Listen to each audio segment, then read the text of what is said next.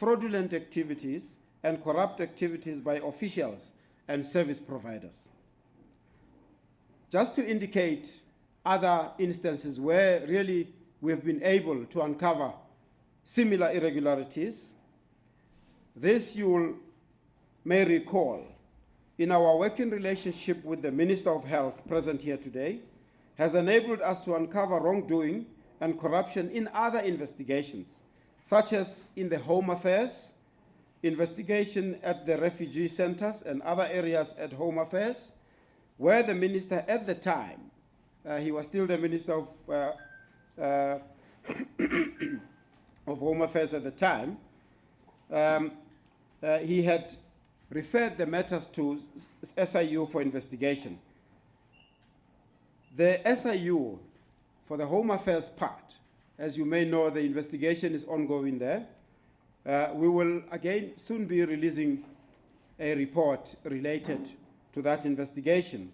Another investigation, as you may recall, is the investigation into the medico-legal, which is so complex, where we released interim report with the Minister of Health in attendance.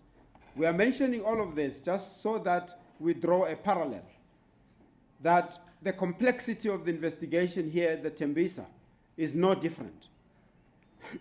However, our investigators have really worked hard and dug deep. Let me also mention that in the Tembisa Hospital, the SIU has worked closely with the Office of the Premier. In September 2022, the Office of the Premier referred matters to the Special Investigating Unit to be investigated. I will return to this at a later stage. That investigation at the time, we did not have a proclamation as yet, but we did what's called in the SIU Act a secondment agreement. And substantive findings were made even at that stage, where the Premier, and really we acknowledge that action was taken even at the time. Right. Currently, the SIU is probing allegations relating to the Tembisa Hospital and has to date identified, as I indicated, 3 major syndicates that have appropriated about 2 billion meant for the healthcare at the Tembisa Hospital. An analysis of about 2,207 procurement bundles have revealed serious maladministration and procurement fraud. Key officials from the Department of Health in Gauteng and the Tembisa Hospital are accused of benefiting from corrupt payments that facilitated the irregular payments. And they are not just accused. Evidence has been found that indicates that the officials have been paid corruptly by the service providers. And these service providers have really caused that the officials be involved in money laundering, fraud through fronting, and the use of false supply chain management documents. The investigation currently involves 207 service providers who traded with the Tembisa Hospital under 4,501 purchase orders.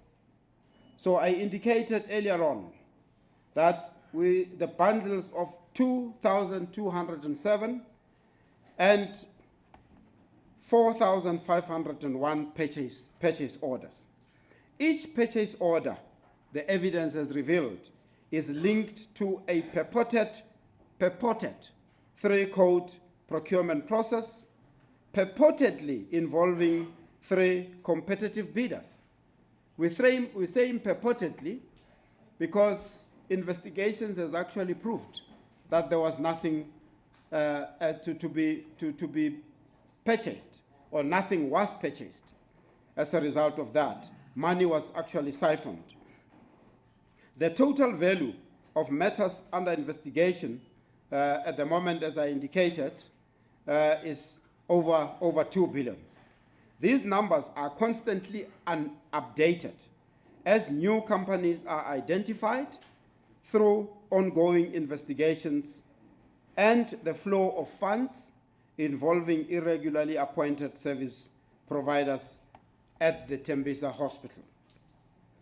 Now, I'd like to focus on the syndicates that to date we have uncovered. We have uncovered a syndicate that's referred to as the Maumela syndicate. And we are mentioning this surname Maumela simply because it has already been publicized. There has been an asset forfeiture order that was announced of Maumela syndicate. So the Maumela syndicate refers to the syndicate that is linked to Hangwani Morgan Maumela. The SIU is reviewing 1,728 bundles worth 816 million related to the Maumela syndicate and has completed to date 924 analyses, uncovering significant irregularities. So the SIU has traced about 41 suppliers or service providers linked to this Maumela syndicate.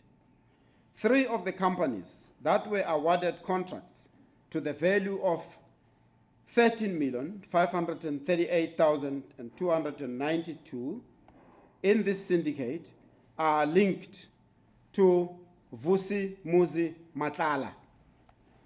So this Vusi Muzi Matlala would have come in as part of the syndicate that, according to our evidence, is really led by this Maumela. Maumela's identified assets amount to around 520 million, including luxury vehicles and properties valued at 293 million. Notable properties include about a 75 million property in Bantry Bay and various others in Gauteng. The SIU has assisted the National Prosecuting Authority asset forfeiture to identify assets linked to Maumela, which has resulted in the NPA's asset forfeiture unit preserving some of the Maumela's assets. These assets include the following. We're not mentioning sort of all of them, but you can find them in the order that was issued.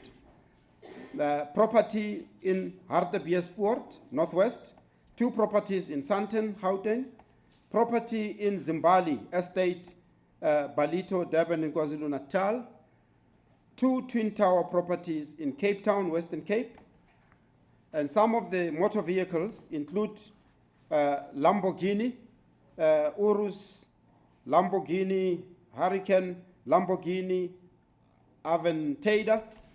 I hope I'm pronouncing it correctly.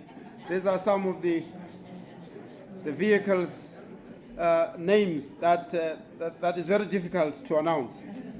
And another Lamborghini Urus, Bentley Continental, Isuzu D-Max, a multi-purpose trailer, Badger Fire Blast CC, Regency 250 LE boat. As I indicated, that there are further assets that have been freezed by AFU, but I'm pleased to announce that we really wanted to mention further assets and other vehicles that we would have freezed, but we wanted to make sure that we follow the legal process and institute those proceedings in the special tribunal. We did so. We had hoped for the order at the latest by Friday, or at least the weekend. That order came in only this morning at 9 o'clock, where the special tribunal has granted the SIU an order to freeze further assets of Maumela to a tune of 500 million, I'm informed by our legal officials. So we will communicate that order later today, as we always do, and indicate the kind of assets that has been freezed. And remember, we do this freezes as part of ensuring that whenever we have to recover the monies that the department has lost, in particular Tembisa, so that all of these properties can really be liquidated, converted into money that can be sent back into the department.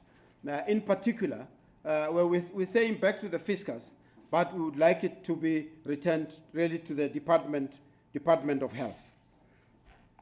There is another syndicate that we've uncovered. We call it Mazibuko Syndicate. This is also the syndicate which is linked to a person called Rudolph Mazibuko. The SIU reviewed, in this case, about 651 bundles, valued at more than 283 million. At the moment, 392 completed analysis revealing assets worth more than 42 million, including multiple properties in the Western Cape and Gauteng. We will continue to indicate and itemize the assets as the investigation goes on. Now, there's another syndicate, and we're calling it Syndicate X, simply because it's not in public yet. Work is being done, and we are hoping that we will be able to name this syndicate very soon, once it has gone through the court process. 1,237 procurement bundles to the value of more than 596 million, fraud and irregularities, and the identification of secondary conduit accounts used to launder funds connected to the Tembisa Hospital. With assets, additionally, SIU has found other smaller because of the values. Yet in public, Syndicate A, 3 service providers, which we will be naming soon, once the legal process is through. 3 service providers with payments of 9.6 million. Another Syndicate B, 6 service providers with a value of 76 million plus. Syndicate C, 5 service providers who got more than 8 million. Syndicate D, 6 service providers with more than 37 million. Syndicate E, 4 service providers totaling more than 3 million. Syndicate F, 3 service providers linked to 1 director receiving more than 28 million.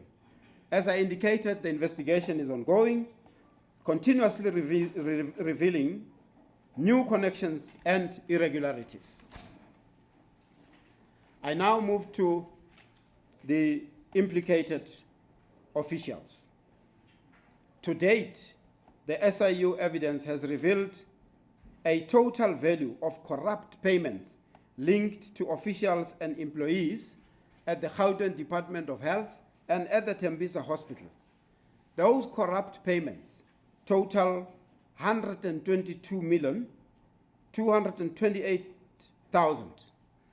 This is the money that has been confirmed by evidence that has been paid to the officials. The SIU has identified at least 15 current and former officials involved in activities such as corruption, money laundering, collusion, bid rigging with improperly appointed service providers at Tembisa Hospital.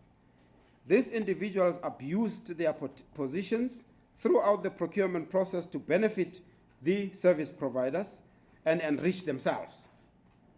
This number of identified officials is expected to rise as the investigation continues.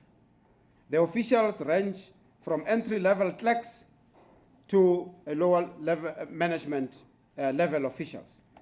To date, the SIU has prepared 116 disciplinary referrals against these officials, of which 108 were delivered to the Gauteng Department of Health relating to maladministration, corruption, as well as irregular appointment of service providers at the Tembisa Hospital.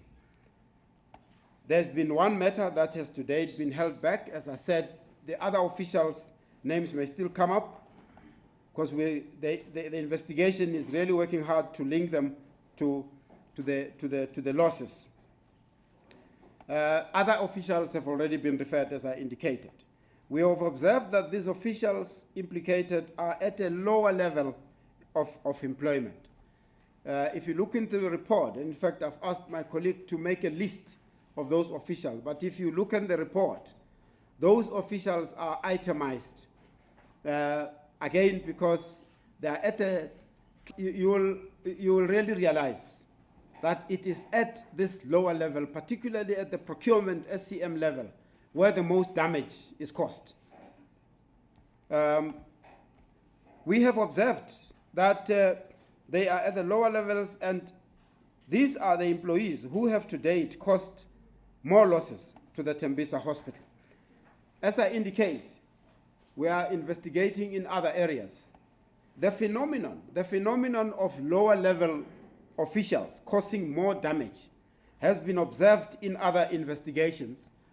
An example I can make is in the Home Affairs investigation, the refugee processing. You know, those lower levels that are processing refugee applications, they are the ones really causing damage. So it is really incumbent as we overhaul and review the system, that we look at this lower level processing and what kind of checks and balances can be put and what kind of mitigation measures can be put in place. Right, we would like to share with the public the method which was used by these syndicates and go about committing all of these fraudulent and corrupt activities. We found that they commit procurement fraud. The SIU found that service providers were appointed using fraudulent documents for a flawed three-code system to bypass the tender process, keeping transactions values at just under 500,000.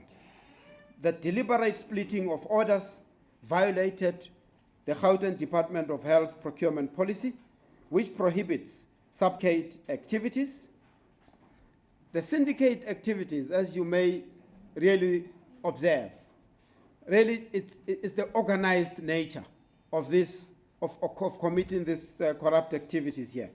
Numerous invoices for similar amounts, of course, uncovered extensive corruption. The investigation reveals a pattern of corruption by officials and service providers, significantly undermining the intended purpose of allocated funds. A sound procurement process typically includes a purchase request form guidelines. However, the SIU found that these protocols were circumvented, allowing for further irregularities and authority within the department and Tembisa Hospital's operations, including fronting. Request for quotation procurement process involves the following steps. This is really just high level. You can read in the report where the details are. It involves a purchase request. This form outlines the available budget, required items, and estimated unit price, and must be signed by the end user and authorized by the CEO. Number two, submission of submission to supply chain management. The completed form is sent to the SCM section, which handles the distribution of RFQs, evaluation, adjudication, and recommendation for service providers.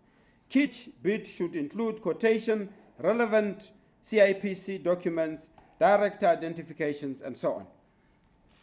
In this investigation, all of what, in fact, most of what was submitted were fraudulent.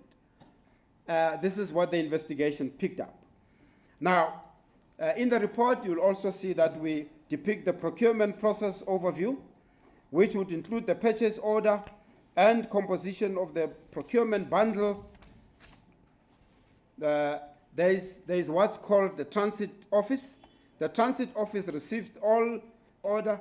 Goods are categorized as either store deliveries, items like toilet paper and bandages, or direct deliveries, specific items for certain wards, right? And then receiving store items, receiving direct deliveries, procurement, a procurement conclusion. But this process, we're stating it as a required process, but it was circumvented in this case. Right. In any procurement process, there would be losers, called unsuccessful bidders. But evidence and our investigators uncovered that the unsuccessful bidders also were part of this scheme.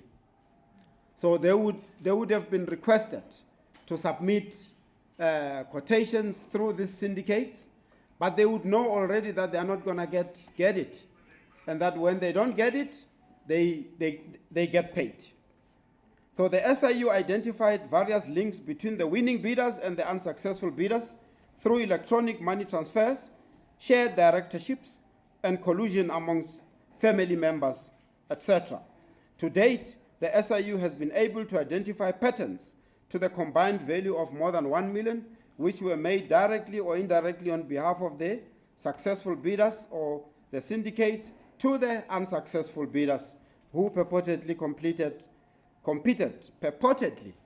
against the unsuccessful service providers. Right. The actions of SCM and relevant authorities as required, the CEO of Tembisa at the time authorized the appointment of non-compliant bidders, raising questions about the lack of oversight from the previous CEO's office, given the frequent approvals of requests for quotations. Tembisa Hospital SCM official requested purchase orders for these non-compliant bidders from the Gauteng Department of Health. We're calling it head office, but it's the department level. Yet, no concerns were raised regarding the unusually high number of POs processed. Right, we also looked at the actions of the Gauteng Department of Health officials. We found that non-compliant bidders were issued compliance certificates without raising any red flags. The SIU found no evidence of concern from the department regarding the RFQs processed. The same individuals who issued these irregular compliance certificates also approved purchase orders for non-compliant bidders, violating the principle of segregation of duties. Irregularities were only suspected at the time when Ms. Babita Jokran, in August 2021, as I indicated when I started, she at the time flagged about 850 million worth of transactions. At the time, and this is where her intervention proved very, very immensely valuable. At the time is then when the Office of the Premier and SIU entered into a secondment agreement, and we started investigating and digging deep. And some findings were made, actions was taken, but that led to a proclamation, which then dug even deeper. There is an office called the Transit Office. The SIU confirmed that goods received vouchers were recorded in the system before the transit supervisor signed off on deliveries. There is an inconsistency in delivery records compared to the number of purchase orders, suggesting that many goods may not have been delivered at all. Right, now, at the end, or even during the investigations, I indicated that some of the processes would have been completed.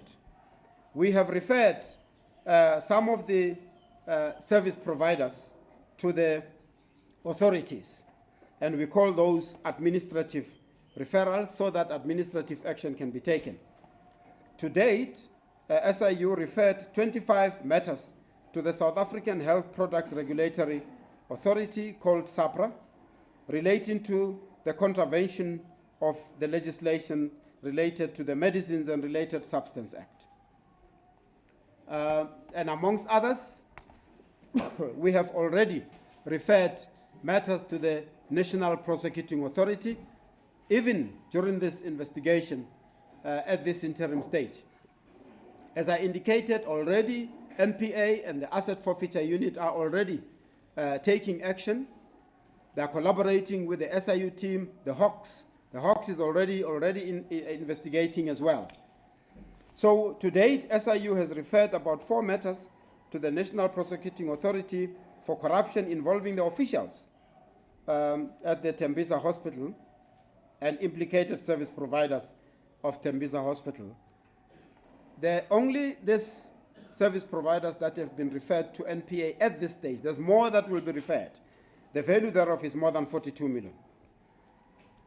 Right, as I indicated, we as SIU and the Asset Forfeiture Unit, we will be working hard to ensure that we recover the monies that the department or Tembisa Hospital has lost. We'll recover it from the officials that are involved. We'll recover it from the service providers. So, as I indicated, to date there's about 116 referrals for discipline for action to be taken. I need to indicate we need to ensure that there's monitoring of these referrals and to ensure that action is taken. So these referrals will also be sent to the Minister of Health to monitor and ensure that disciplinary action is taken against this official. The officials and their levels, as I indicated, are itemized in the interim report. Because of the time, I will not go into one by one. As I said, I requested the list to be printed so that you can see. The highest level paid to an official, it's in the region of 28 to 30 million corrupt payment to an official. And the others range from various amounts. So you can really see that the extent of the collusion with the service providers was really immense.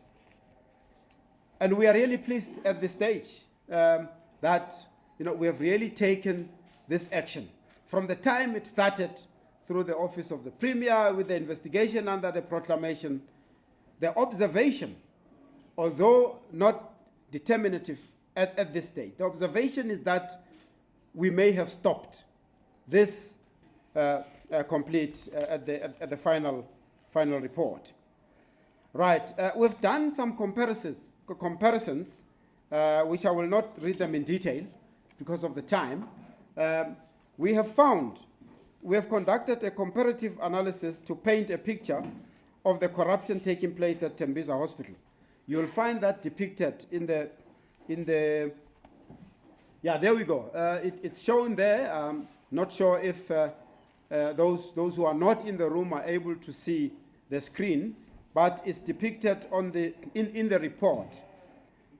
Between 2018 and 2019, to uncover potentially fraudulent activities, right? The analysis of medical supplies showed a marked increase in expenditure from 315 million in 2018-2019 to 598 million. All these fraudulent and corrupt activities. Increase may be related to COVID. In 2022 and 2023 to 255 million, right? This is at the time, it coincides with the time when Babita Deokaran flagged all the suspicious transactions. And you would have realized that when the release of the Gauteng Office of the Premier's SIU Secondment Investigation Report in 2022 would have indicated that decrease, and that would have indicated the curtailment of the syndicate activity. Additionally, despite the steady inpatient admissions between 2018 and 2024, significant spending increases on the patient numbers dropped in expenditure post 2022 and 23 coincided with the rising patient numbers. Right, as I indicated, that we had a secondment to a proclamation I'm sure that when the Premier comes to the stage, he'll probably indicate that. Right, we've made some interim observations which are fully itemized in the report, but amongst others, we found that the investigation really highlights a comprehensive disregard for duty by officials at Tembisa and the department.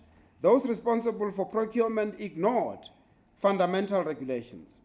Accounting officers abdicated their oversight role entirely. The failure of officials to perform their duties allowed for the unchecked spending of public funds with no verification of whether what was procured was necessary or represented fair value for the state. In a sense, officials were active participants in the malpractice or turned a blind eye, effectively allowing the public purse to be looted through a combination of maladministration, corruption, and collusion with third parties. Now, the SIU report stresses that stemming this rot requires a direct focus on the individuals in these roles. And it recommends appointing officials to prove that extent to family members to uncover illicit gains. Critically, the environment must really be overhauled and changed. Officials at these levels must be, at all levels, must be empowered by practice and, most importantly, decisive investigating law enforcement agencies. Directorate for Priority Crime Investigations, called DPCI, and the Hawks. We also collaborate with Financial Intelligence Center, where they assist us in following the money.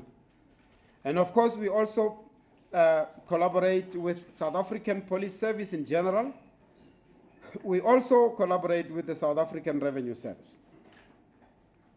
In line with the Special Investigating Unit and Special Tribunals Act, we will, when we pick up evidence pointing to criminal act, refer all these matters to NPA, collaborate with NPA to ensure that criminal prosecution follows. We will also ensure that officials that have involved themselves in procurement, corruption, and maladministration are referred, and consequence management should follow. As I conclude, we anticipate, we are releasing the interim report today. The investigation will continue. And I would like to really emphasize the complexity of this investigation really required that I give the team further time to investigate. So we anticipate, the team said to me that they will finalize the completion in November of 2027. But I indicated that no, November 2027 is far, and we don't want to perpetuate the perception that we take long to investigate. So I can assure you, as members of the public, that this investigation will be completed earlier than November 2027. I've requested them to go back and come back with a date into next year, where we can complete this investigation and ensure that there's certainty in the environment, there's certainty in the health, in the health service. Now, we acknowledge, really, we wouldn't have done this to this stage had it not been for the whistleblowers who really risk their lives.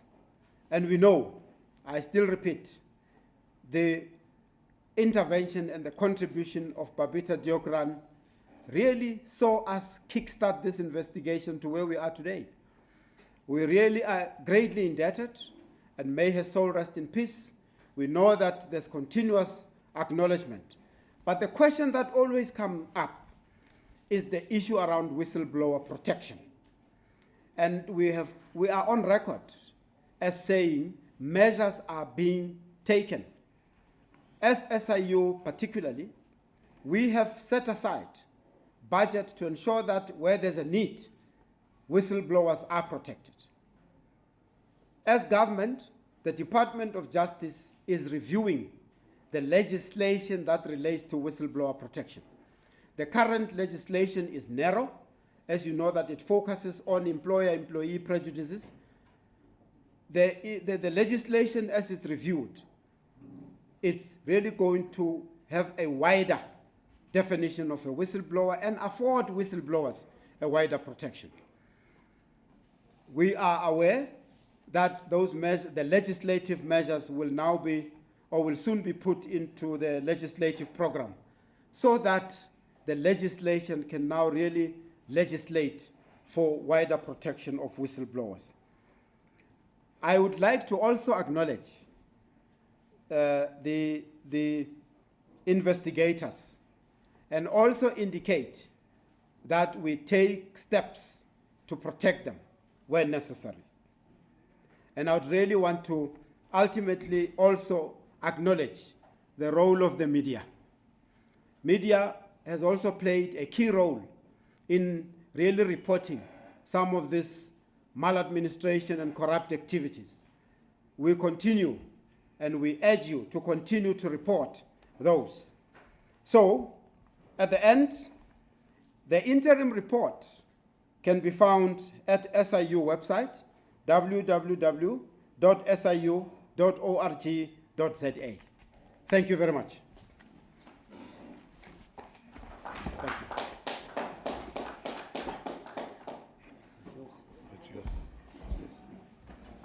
Thank you very much, Advocate.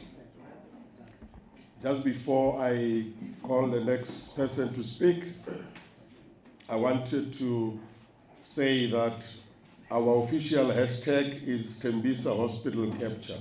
Hashtag computer Tembisa Hospital Capture for all that wants to tweet on, so that we can make this trend. And then secondly, Advocate Mutibi was talking about a list of all the officials and how much they got. We have now released the report to all of you through our WhatsApp group, and they are all of that is in page 29, 30, 31, and 32. You will see with the highest person getting around about 30 million rand, one person. Therefore, I just wanted to make note of that. At this point in time, can I ask the Minister of Health to come and respond to what he has just heard? Minister?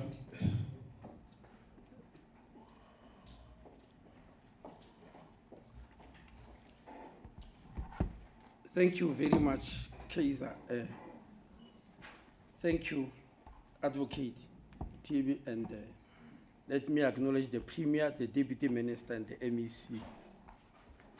I'm not sure, Kaiser, whether I'm responding to what the Advocate has said, or I'm adding my own things.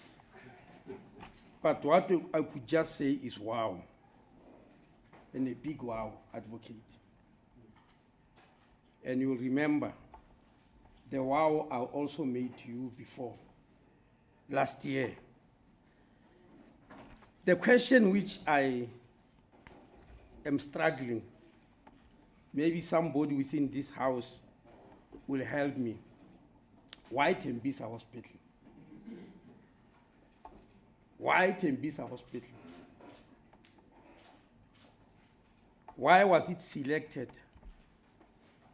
by so many syndicates? What was their purpose and what drove them? I think those questions need to be answered. Advocate,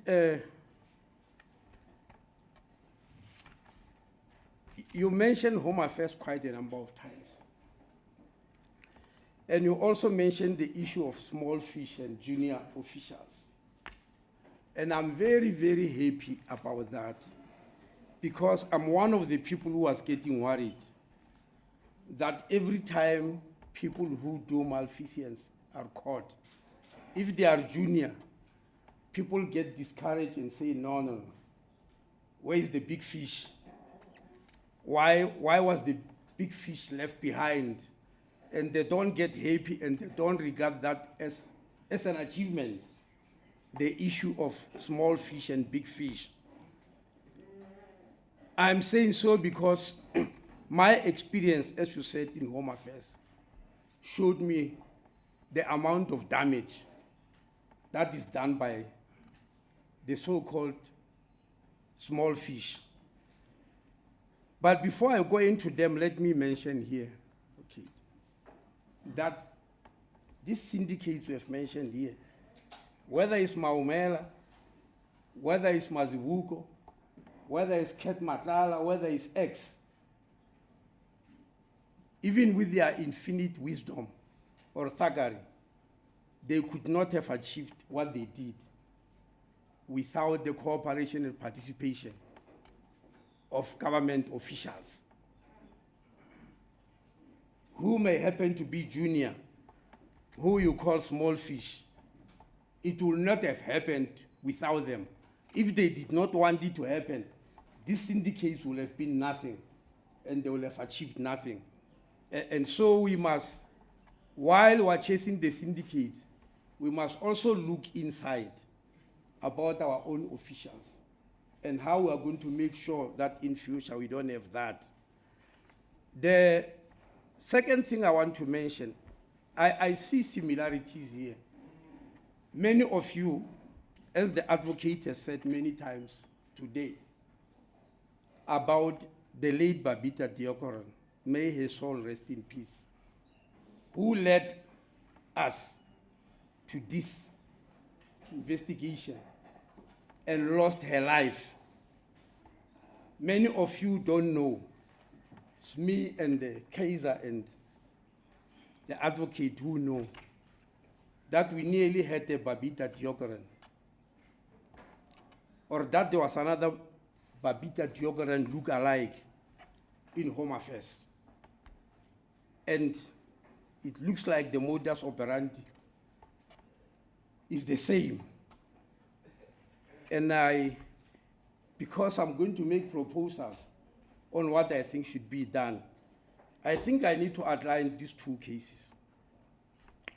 In Home Affairs, our Babita Deokaran was a gentleman who was commonly known as Mr. T. It's not because of your legalities, advocate. It's because he has got a very complex vendor name, which will twist the tongues of those who are not from Limpopo. So they just call him Mr. T. He was working at the biggest refugee reception center in the country. And he discovered corruption there. A very diligent gentleman who hates corruption with all its manifestations. And when he testifies against an official, that official is gone. There's no way you'll survive. He's very diligent. He keeps records. If he appears in front of a tribunal or whatever to testify, you are gone. And the so-called small fish, people who are working in that reception center, are very, very junior, as you're saying, advocate.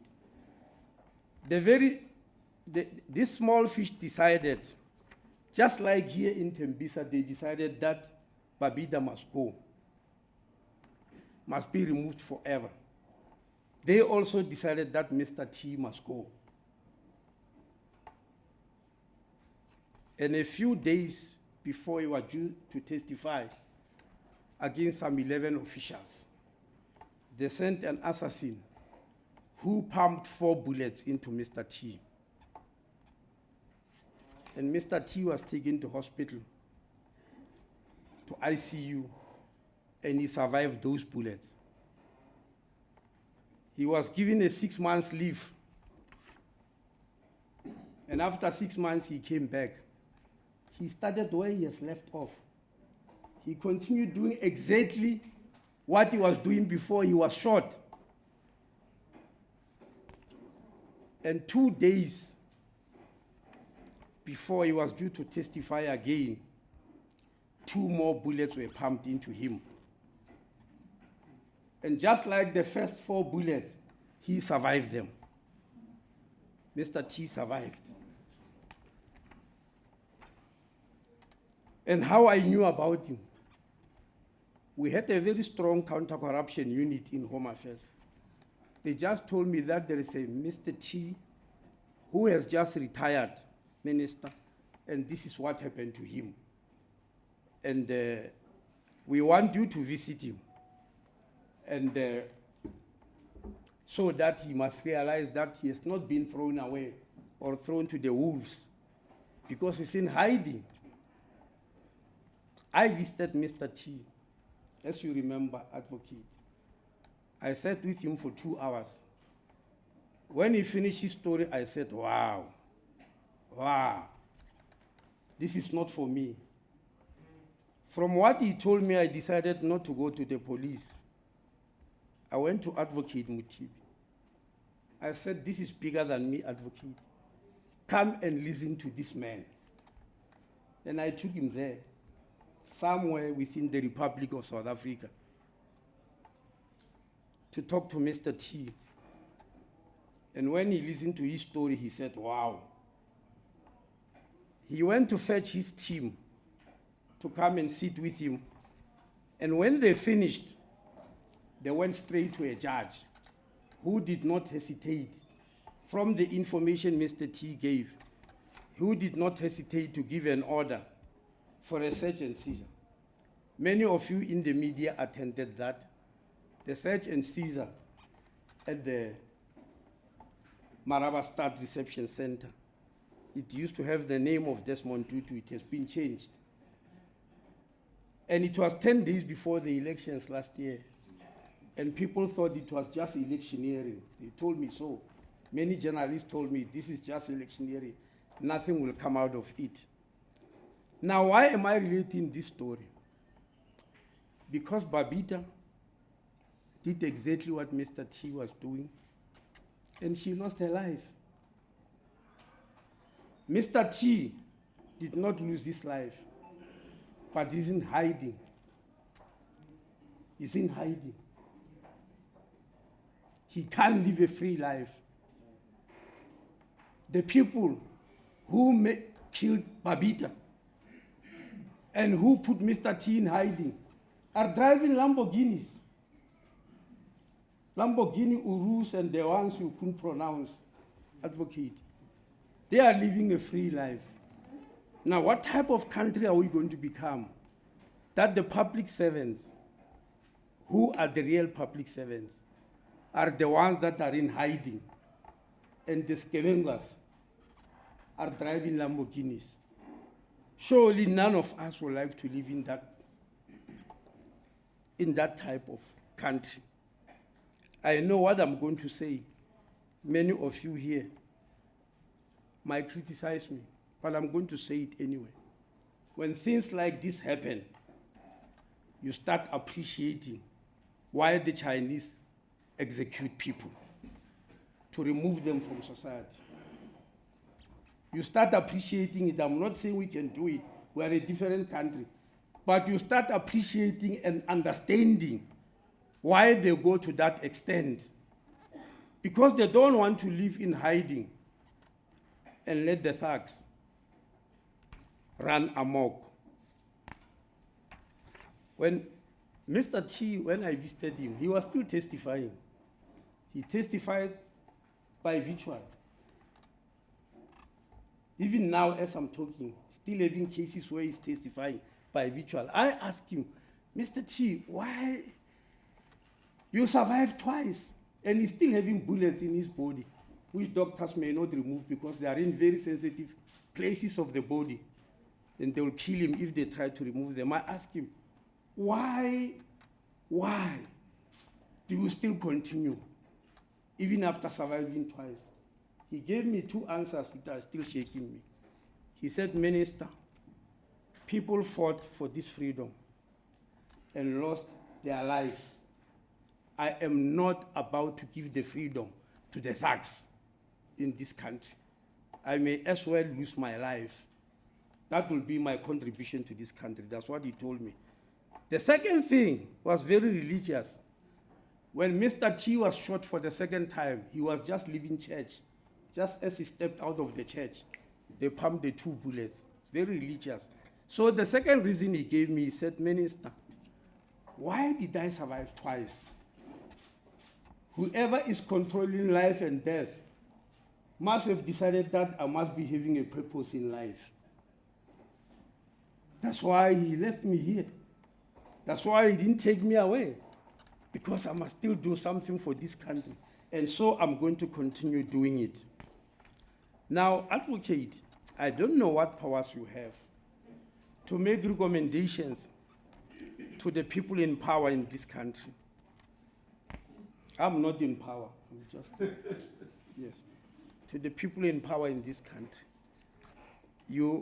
to make a recommendation about these people, because I agree and I appreciate our democracy.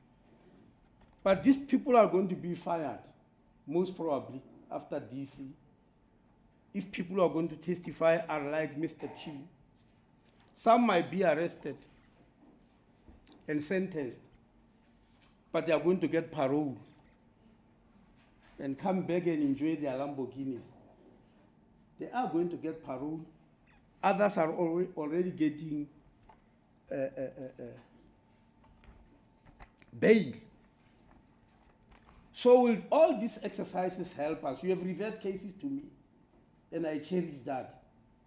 Does it help us or does it help the country? Because one thing I know, people who do this never stop. And don't think I'm joking. And the story, another story of small fish. In Home Affairs, we used to have a post-level 6 worker. Those who don't know what level 6 is, a DG is level 16. So you can imagine level 6 is down there, like you are saying, Lex. This man, unfortunately, he comes from my province, level 6. He used to have 5 luxury cars, among them a Porsche and a Mercedes, and a huge house somewhere in Raskororo in Limpopo, with a garage for each of the cars, because he was working with people who want to come into the country illegally, rich people who were paying him, by manipulating the movement control system. Now, when they ask him, advocate, you are a lawyer, this laws we've made. There's a law called Parliament, where you tell a thug, what do you say if I arrest you? Something like that. They call it Paja. Yeah, the letters which you write, they call them audio. Yes, we have lost many cases because of audio. You are telling a thug that we know what you are doing. Can we do it? And you accept them, So this man was asked, can they remove him from the movement control system? Because he had some codes. You know what he said? He said, yes, take this thing of yours because I'm not going to be able to stop what I'm doing. And they thought he's very arrogant. And when they told me the story, I tried to analyze for the whole night. And I came to a conclusion why this fellow say he can't stop. Look at these people. Lamborghinis, what? Property. How do you maintain that? You can't stop. That chap, how was he going to maintain you can't stop. Some of them, I'm sure, have already got children in very expensive private schools and all that. How are they going to stop? And why am I emphasizing on that? The only way for us to stop them is to remove them from society. So remove them from us. That's the only way that to stop. Otherwise, they will still continue. Because even here, I'm sure after Babida died, they still continued. Even after Mr. T survived, they still continued. So I'm calling upon advocate and support me and the Premier that Babita Diogoran and Mr. T must be given national orders, even though with Babita is posthumous, obviously. They are the ones who deserve national orders and who need the freedom of South Africa rather than this tax getting that freedom of South Africa. So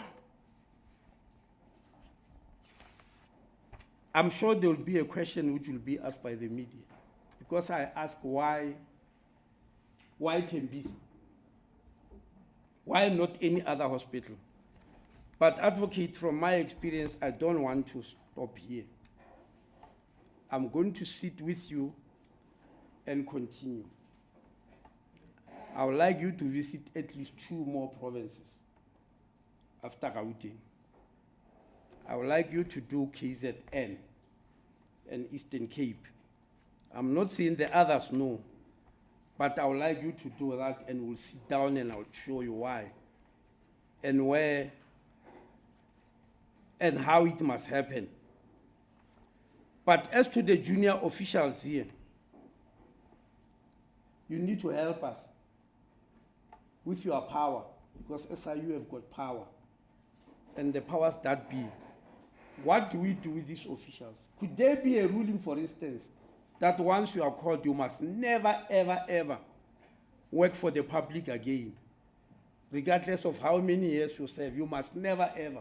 Because we keep on recycling them. They keep on being recycled. They go here, DC, they are charged, they get parole and all that, they come back and continue what we are doing. Because, advocate, it can't be us who live in hiding.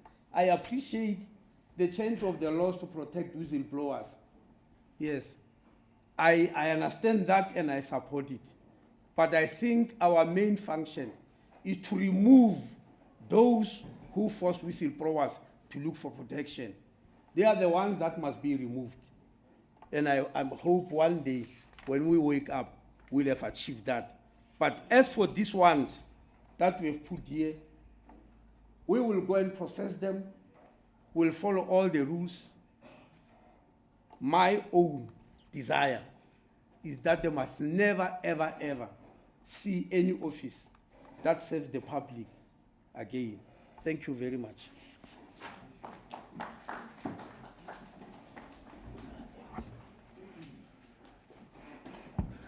Thank you very much, Minister. The last person that we go into without waste of time to allow to come to stage is the Premier. As you might have heard, we worked with him a lot around this matter when it started. Premier Panyaza Lesufi, the stage is yours.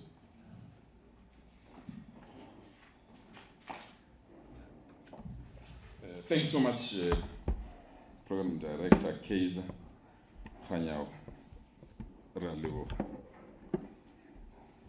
Let me acknowledge the Minister of Health, Dr. Aaron Mtswaledi, the Deputy Minister of Health, Dr. Joe Pasha, our MEC responsible for health and wellness, Menkomo Oralihuku, Advocate Mutibi, and your entire team that has been working on this matter.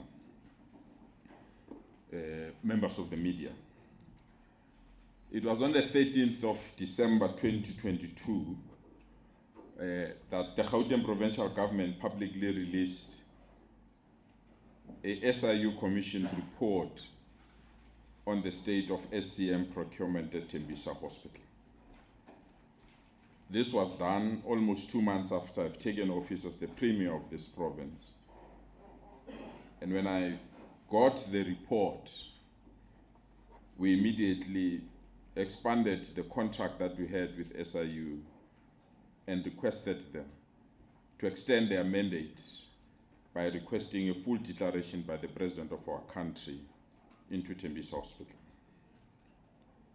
So the release today of the preliminary report on Tembisa Hospital, as per the presidential proclamation, is a continuation of our efforts to fight corruption in all our institutions in this province. And I must say, this report is damning and disturbing. It confirms our suspicions that the Tembisa Hospital probe needed to be expanded.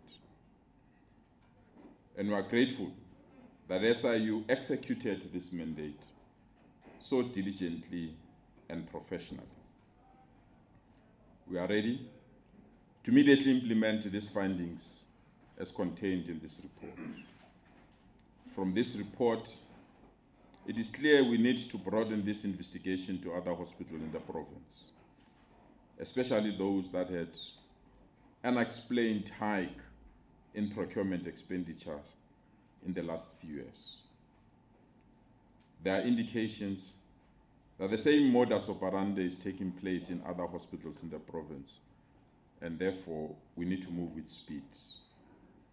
As earlier indicated, we remain the only province that have an agreement with the SIU to perform these functions on our behalf, even before the president can proclaim, because we want to exploit the capabilities of the SIU to assist us in this regard. I'm of the strong view that the SIU will accept our request to continue with this mandate in other hospitals. It is also worth noting that the corruption involved here, even though the report says can be low level, entry level, or any other level, to us corruption is corruption and it must be hunted regardless of those that are involved and the levels in which they occupy within government. So we'll stop at nothing to ensure that the managers of these institutions, or those that are leading these institutions, account for their acts. As indicated, we remain the only provincial government that have now concluded and finalized lifestyle audits of all their HODs, the DGs, as well as the MECs and the Premier, so that those that lead our institution must lead our institution fully aware that they've been watched and their lifestyle has been monitored. We've also taken a decision, the first of the province, that all those that are working within our supply chain management, they must undergo lifestyle audits. There was serious resistance to this because this is part of lifestyle audit, is not legislated. But as the provincial government, we insisted, and I want to thank the SIU, we are at the tail end of receiving reports of lifestyle audits of all supply chain managers. We are strengthening our open tender system, where tenders are adjudicated publicly in the presence of members of society, rather than in offices of managers. To date, we've released 89 forensic reports that were commissioned by departments, and we are more than willing to implement as well the recommendations that are coming from these reports. So we want to thank those that have been part of this report, those that have cooperated, and those that have provided the information that was needed. In conclusion, we also received summonses from the information regulator requesting our office to appear before the information regulator on all investigation and forensic reports that are within the care of the provincial government. We commit ourselves to cooperate with this process, as we have nothing to hide, but to be as transparent as possible on all these matters. This morning, we were also requested by the Gauteng Standing Committee on Public Accounts, SCOPA, to provide full reports of all investigations that have been conducted by the Auditor General, the Public Protector, the SIU, the National Prosecuting Authorities, the Public Service Commission, including our internal investigation. A detailed 53-long report has been dispatched to SCOPA, and we've asked our communication team to release it to you, that outline all our investigation, the progress that we've made on all these investigations. We also reiterate our call to fast-track the legal processes to establish and protect whistleblowers so that their efforts can be recognized and be supported. As Minister indicated, we support this call for people like Babita Dokaran, Sindiso Makaka, Mpho Mafule, and many others, that they should be rewarded for the hard work, the sacrifices, and the commitment they've demonstrated. Today, the Minister added Mr. T. We are also supporting the Mafule family, who on the 2nd of October 2025, the killer or killers are back in court, and will continue to monitor this case to ensure that we get the relevant information.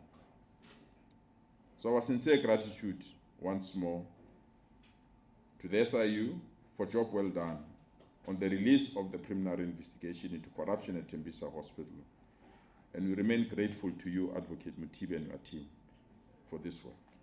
As indicated, our 4-year partnership agreement with the Gauteng provincial government, we will continue. And every report, either from whistleblowers or forensic reports, we will immediately dispatch it to you for further investigation on matters that need this kind of investigation. I thank you once more for your attention. Thanks so much. Thank you very much, Premier. The issues, and also please, make sure that you indicate who you want answers from, so that it is easy.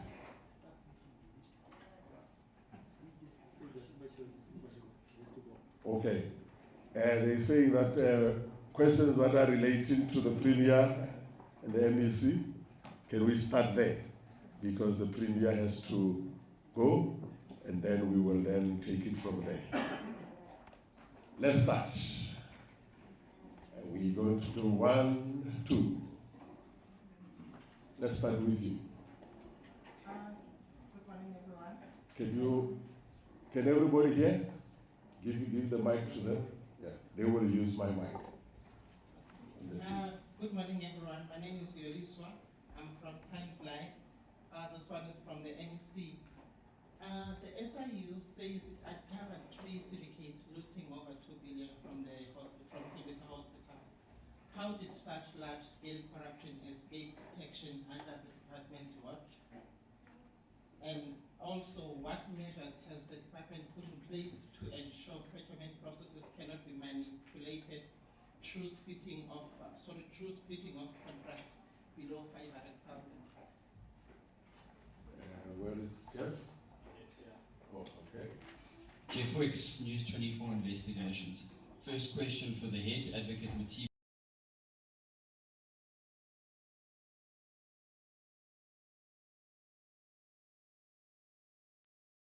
Purchase orders. They were supplied with only 13. You mentioned now in your briefing that they are examining 4,500 bundles in total. Are those bundles currently in the SIU's possession, given that your investigation is now 3 years on? And has the level of cooperation you've received from the health department improved? Second question is for the Minister Motsoaledi. You are sitting in a hospital where Shonesani Lotole was starved to death. We've just listened to a press briefing about a damning post-mortem of corruption. The HOD for Gauteng Health, Mr. Malotana, in December released a circular talking about a financial crisis in this department. At what stage will you exercise your powers and place it under administration? Thank you. Any other in the first round? Before we give the answers. Good morning, Nkosinathi Shazi from Power FM News. I just have one question. South Africa has become a mafia state, and I really want to find out from the officials here, is government, our own state, are they becoming enablers of corruption? Now, with all these figures, all these officials named, there's clearly an ecosystem of corruption in South Africa. When things go wrong in the country, people say President Ramaphosa must go, but should we not hold the same standard to whoever was leading governments at the time? I understand these things happened during the 6th administration, but is government also enablers of corruption? I see the criminals, I see the little fish, the big fish, but are the people leading this country also part of it? Thank you very much. We'll give the responses. Start with the ABC. The first question was with you. Oh, you must come here. They say you must come here. I will keep my microphone, or you can use it here. Okay. We want everyone to come here. It's fine. We'll accede to that. Thanks so much. Thanks for the question.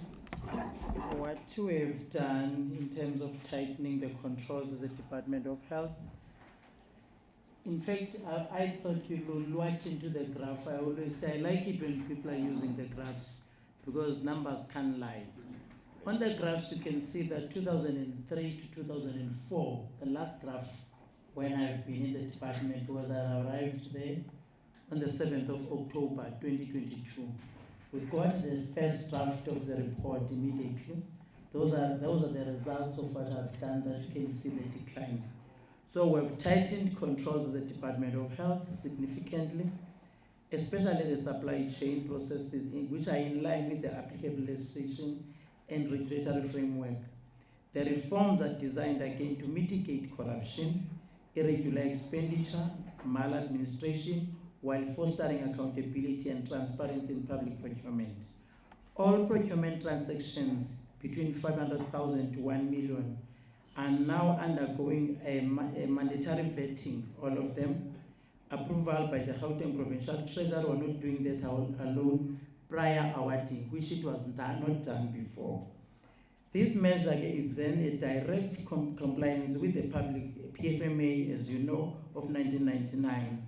And then again, what we've done, we have introduced the vetting requirement that ensures the alignment with Treasury regulation. I'm sure you know at Treasury and the PFMA we've got 16A, 6A, 4 and 4A and 4, which obliges institutions to apply appropriate tendering system when procuring goods and services that are prescribed. I've done that because part of the reasons, if you remember, when Premier deployed me to the Department of Health, my first role was to ensure that I put up the systems. Hence, those systems are done by me. There is no one else that have done it. Every Tuesday, Program Director, we have meetings tomorrow, every Tuesday since I've been there, without fail, that we're looking into the finances of the department, but we're checking the programs and the project that we have done. I'm sure if you can go to the latest report, even from DID, that says the department was under distress in terms of the projects that were incomplete for the past 10 years. They are no longer there now. We don't fall under that category. So the department, again, we've introduced quotation adjudication committees, which I'm sure you have seen across all health institutions. And these committees are mandated to review, adjudicate, procure requests from 2 million up to 1 million, 200,000 up to 1 million again, thereby decentralizing accountability or ensuring oversight. All CEOs and their finance managers every month, program director, they account to me on the finances. And when we do that, Treasury is there and AG, they are part of those accountabilities. So that if there's something wrong in any hospital that is happening, we're able to pick it up. It's done by me, it's chaired by myself, and the HOD is sitting next to me in those meetings. So all the functioning committees that are responsible for oversight are working in the department. And I've done that. I'm proud to say I've done that because it was not there indeed before when these things happened. Hence, I know each and every, in fact, what we've done, the vetting started at the SCM. I know each and every official there. Some have run away, those that are scared of being vetted. They resigned, most of them. If you can go to the SCM team now that I have with new teams that are in that unit, because of the changes and the work that we've done of making sure that everyone is done. We even have a list of some of the officials already then that I think I'll talk to the 11 officials that have been identified in the first report by SIU, who were recommended for DCK inquiries and criminal charges.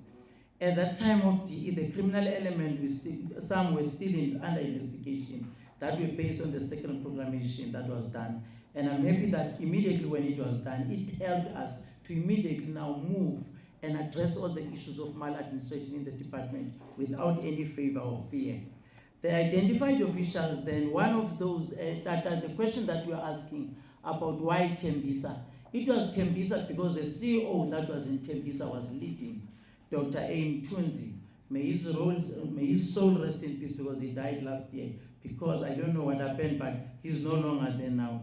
Dr. L.M. Ohalali Dr. Monahutla, Mr. Nokokobe, Duduzile Nobungwana, Vuyani Chako, Vuyokazi Mtwesi, Mr. M.A. Mapumulo, El Mujela, Ule Mtunzi, Dr. Rudlisi being an SEM official who served on Quotation Education Board here in Tembisa in that committee.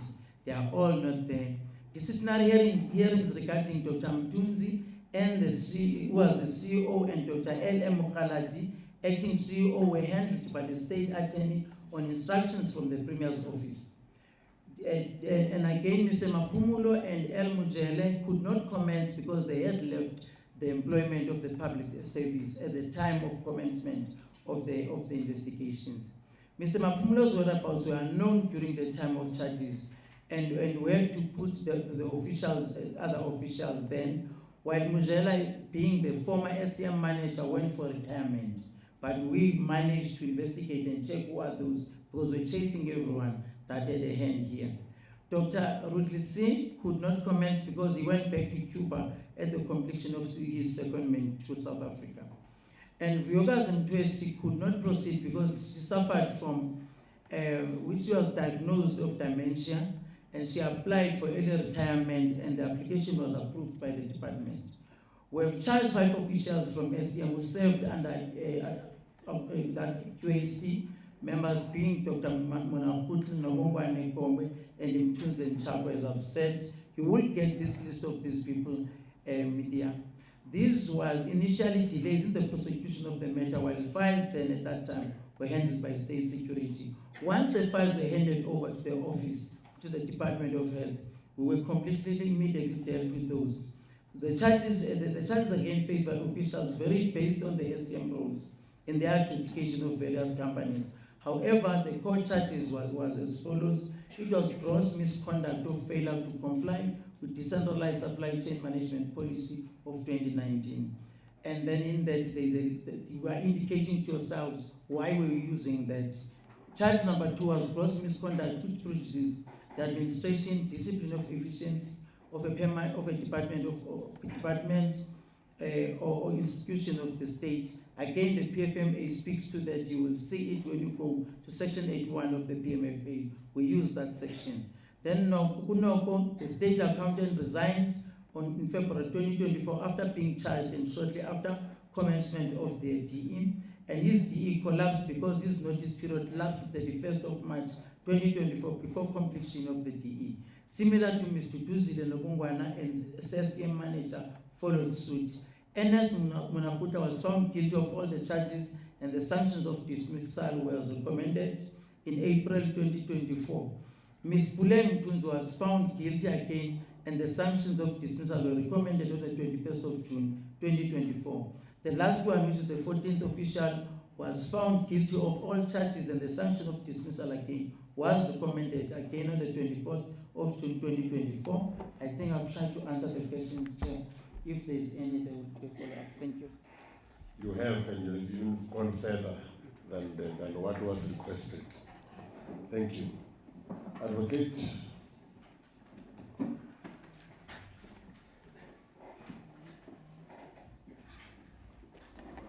No, thank you for the questions. I'd like to respond to the questions raised by Jeff Wicks. When I presented, I also acknowledged the role played by media. All the media really have played a role, and I'm particularizing Jeff Wicks as one of the journalists. And you may be aware that he's been doing an exposition of what really happens here in Tembisa. I don't want to be seen as marketing, but you know, he wrote a book. One of the interviews I listened to this morning was his interview on Power FM, or was it one of the stations? And the interviewer actually appreciated in reading the book.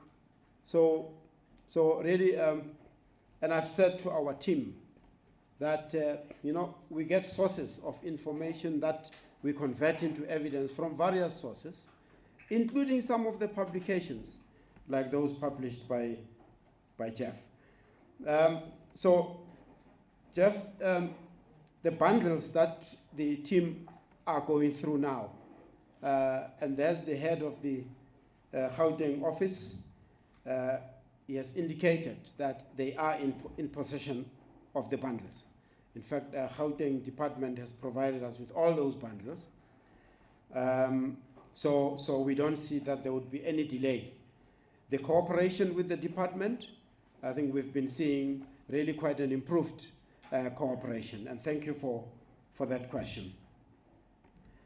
I'd like to just really comment on the question raised by our colleague from Power. It's a general question that could be responded to really in so many ways. But I'd like to indicate that in all of the investigations that we do, we also go at all levels of the process that we are following. And if we find that enablers are at the lower level or middle level or higher level of the food chain, so to speak, we do not hesitate to hold anyone to account.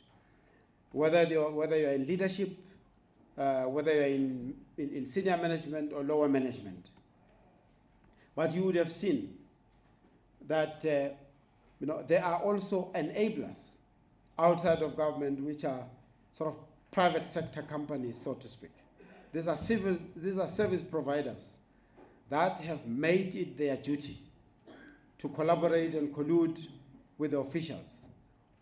Of course, it takes officials and service providers to work together and collude to now cause this loss to the state.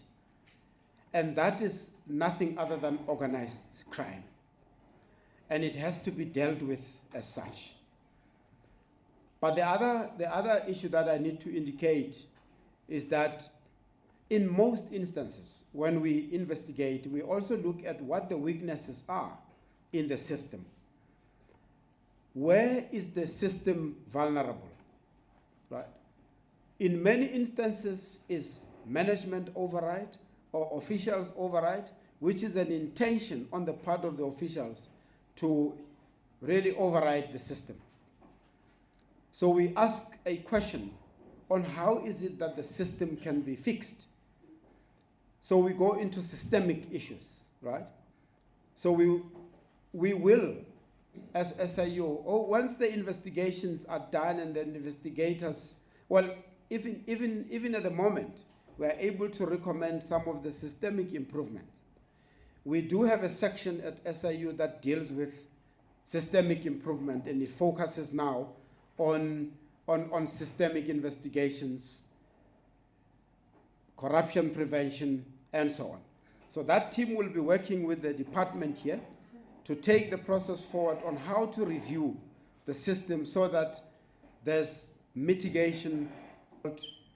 The Office of the President, because the Office of the President has also created a mechanism to monitor the implementation of recommendations. So the presidency was called and SIU also attended. The focus is on ensuring that there's consequence management. It's really no longer business as usual. We have said it before, we'll continue to say it, that we want to see consequence management in all its aspects, whether it's criminal prosecution, whether it's disciplinary action, civil recovery of damages, recovery of losses, also blacklisting of all these companies that have been found here, and not just the companies, but also the directors. Because you know that once you blacklist the company, they go out and then resurface as a different company. So we need to blacklist the directors as well. We want the regulators to also institute consequence management. The referrals in this case to SAPRA and all other regulators. So we want to see the whole system really working in terms of consequence management. And you know that if that system works and works effectively, we are going to see now this perpetual impunity being reduced and being dealt with. I want to also say, MEC, you mentioned that some of the processes of disciplinary action could not or were stopped once the individuals resigned and so on. I'd like to assure the public that this question comes up always, that what happens to those who resign and that the employer cannot take action. In that case, I can assure you that if those employees have been involved and were referred to NPA for criminal action, the criminal process will follow them. And also if they contributed to the damages and losses, they will also be cited in the civil proceedings so that we recover. That's why I indicated that we will recover the lost monies and assets from officials and from civil, service providers. So they are not let loose once they have resigned from their employment. Thank you. Minister?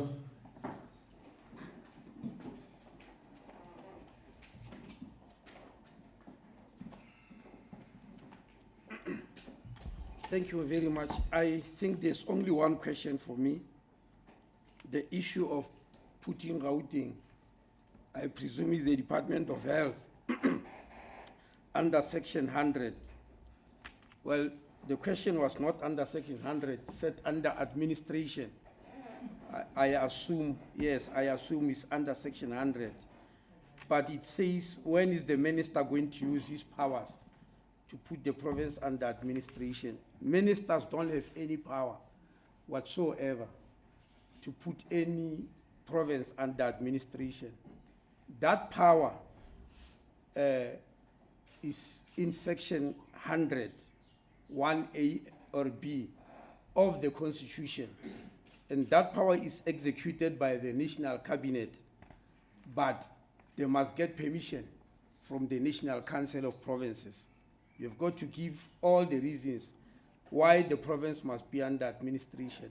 And usually, we resort to administration if nothing else can be done. I don't think we have reached a situation where nothing could be corrected in Gauteng. Usually, Section 100, if you look at the areas where we apply Section 100, because it has been done before, it's Limpopo and Northwest. We usually do it when the people who are in charge there, they themselves have shown clearly that there is absolutely nothing that they can do to change that situation. Then you resort to Section 100 and you put administrators. At the present moment, I have got an appointment with the Premier and the MEC and the MEC Finance. We are going to sit together to look at some of the issues that have been raised. I do not think we are at the level where we could say Gauteng is doing nothing. On these issues of corruption, I'm sure you are aware that the advocate in TV, the SIU is there because they were called by the province, which means they were doing something. Thank you. Thank you very much, Minister. Let me clarify the issue that they say HOD raised of the financial crisis. Okay. Yeah, because they will live here thinking that we don't have money. There was a question that, Minister, I'm sorry that I speak after you, that says we have financial crisis. I want to invite colleagues to come to the 14th floor. I'll bring the HOD, the acting CFO, and present to you in my boardroom the finances of the department. When we present that report, you are going to see that the Department of Health needs more money because we've tightened controls now.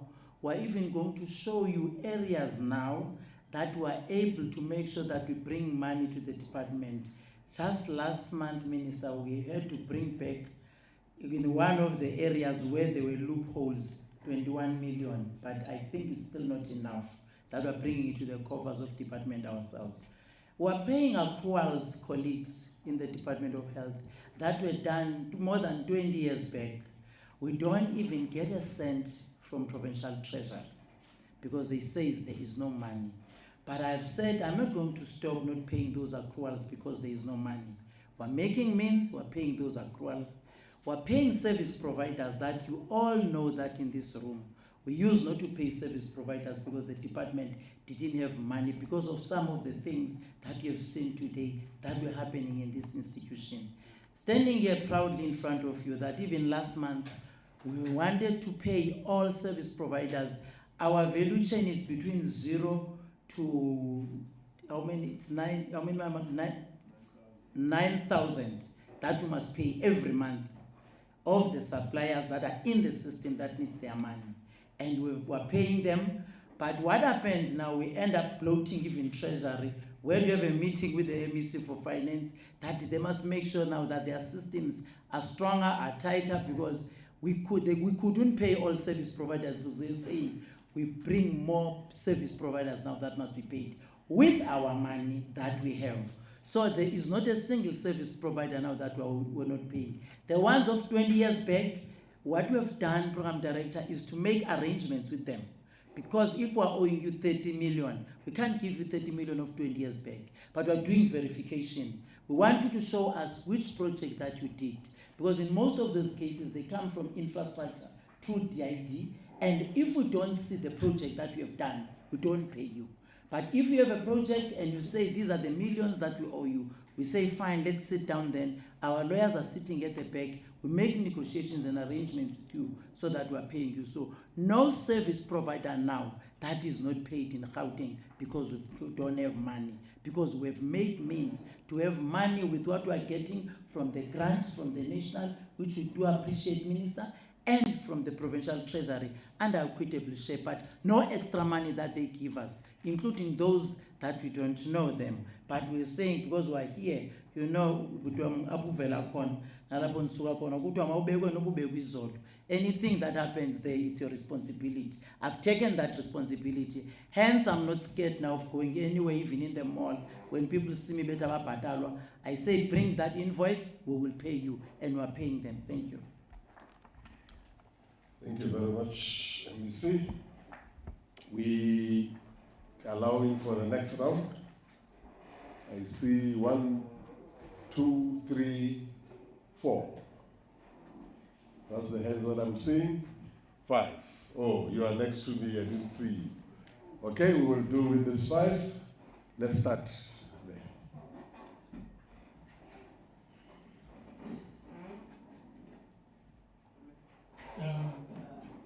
Thanks, Program Director, and thanks to the officials who are here, and specifically to Andy Motivi, for the report. Outside of the report, I think what we get, my name is Nishan Bolton from the Kathrara Foundation, not from any media, but civil society were invited to come here today. I've also been asked by Babita's family to come here because they couldn't be here. I think what the report says is there's the culture issue of corruption in the Department of Health. I've worked in government for a low-level official to do what is being described here.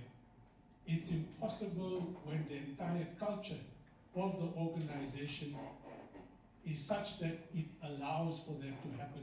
And that means it is, and that's where I think I'm not sure about the conclusions of Advocate Motivi. It might be that the officials identified are lower ranking, but nothing gets signed or bypasses senior management or should never have been.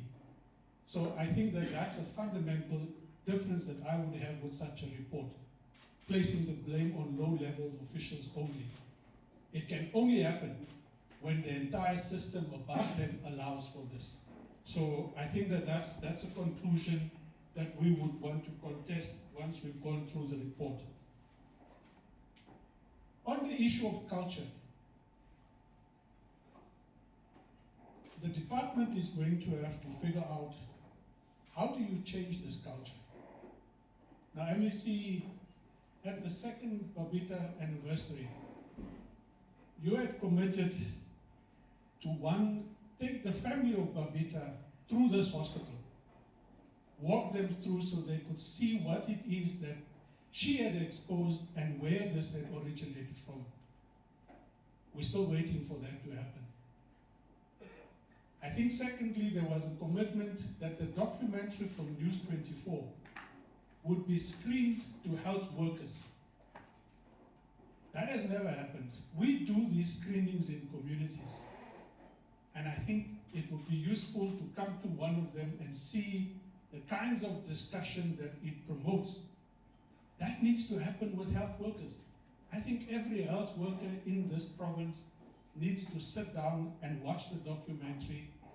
And if possible, this report must be turned into a case study so that all of senior managers understand what happened at Tembisa and are able to identify it in their specific areas. Because if the Premier is right, and what has happened at Tembisa is being replicated in other health institutions, then I don't think there's a need to wait for the final report. There needs to be action, and action immediately now. But the last issue is really the most simple of all here, is the complete transparency of finances and tenders. There was a time during COVID when tender information and those who were receiving it was made public. That's not being done anymore. I appreciate the invite from the MEC, and I hope that that is arranged, but not as a once-off. But I think furthermore is the complete transparency about who exactly is getting paid to do what, and more so those below the 500,000 threshold, because that's where the system has gone wrong. And I think that once you find a way of releasing all tender information, it closes the loop even further. So those are the practical things that I hope the department is going to take into account and respond to. Thank you. Thank you. Next person is behind you.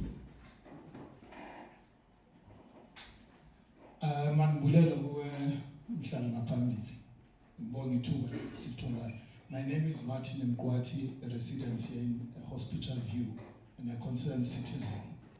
I've got a few questions. Please make it short. Please make it short. I've got a question directed to the MEC.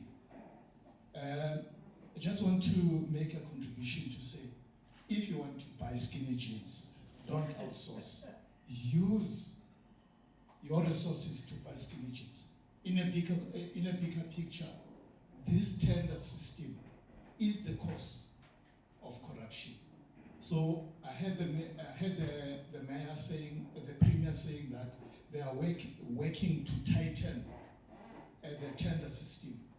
But if they can eliminate the tender system, but because that is the source of corruption, the tender mafias, they are waiting for opportunities that tenders must be introduced so that they can hijack projects.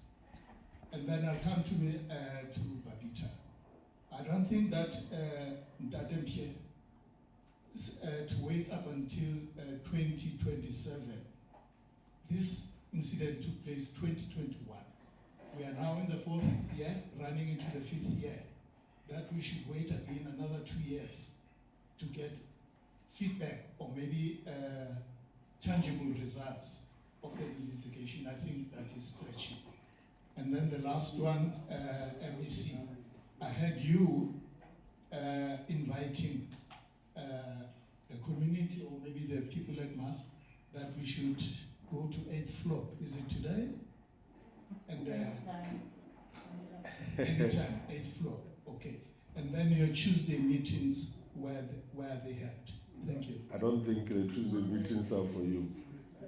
The Tuesday meetings are for the MEC. You should have heard it correctly. She wants accountability. Okay. And yeah, the next one. Christian Tembisa from Netwerk 24. My question is addressed to the Minister. So, Christian Tembisa, yes, Minister. My question is, what do you think is the likelihood of this corruption at this level that we are seeing in Tembisa Hospital? Or what is the likelihood that it's only isolated to Tembisa Hospital? And what is the implications of the corruption we found now here for the broader healthcare system and other hospitals? Thank you. Thank you. Last two. Oh, Thank you. your hand was up. I didn't see you because that guy there was the next in line. We'll come back to you. What about, just because you have the mic, let's go. My name is Marsha Moyana, freelance for Health in News. My question is directed to the Minister. In his address, the advocate mentioned that officials abdicated their duties here at Tembisa Hospital, and we obviously know that whatever duty has been abdicated has a direct impact on patients' experiences here at this particular hospital. I mean, we know all the issues with Tembisa Hospital, but what do you have to say to all the patients who have been affected by this? There was also a fire which affected some patients, and as the head of the department, what do you have to say to them, and also to patients having confidence that when they come to Tembisa Hospital, they will receive that the services that they are here for, and that they will not be told that there's no medication because money has been used elsewhere. Thank you. Thank you. We'll do the last two. Thank you very much. My name is Monobi Simbasa from Treatment Action Campaign. The two questions I think have been answered by the MEC regarding the accruals and service providers that have not been paid. But I wanted to check with respect to the bogus service providers that have been implicated in the report to say, have they been blacklisted or are they still about to be blacklisted? And how far that is going to take you to ensure that we are able to hold these people accountable. And my last question will be to the Minister. Minister, I'm sure you are aware that the public healthcare system is in trouble because the 6 building blocks of public healthcare are in shambles. And I wanted to check from you to say, from your department, and I'm raising this from a public healthcare user point of view, how far are we in terms of strengthening all those pillars? Because if you were to get 5 correct and 1 is not correct, still the public healthcare system is still going to be in the trouble that is in, and are the users that are actually feeling the pinch. Perhaps if you can give us timelines in respect to that. Thank you very much. And the last one is here. I didn't see the hand, but we'll come back to you because I thought she was the last person. Because I don't want people to just come after I have nominated the number because it's not helpful. Okay. Hi, my name is Gwena Mashale from the Sowetan. I wanted to know the exact. My name is Gwena Mashale from the Sowetan. I wanted to know what the exact timeline of the lootings exactly started. Because you indicated that there was increase between 2018 2019, but do we exactly have the exact timeline of the looting? Thank you. Okay.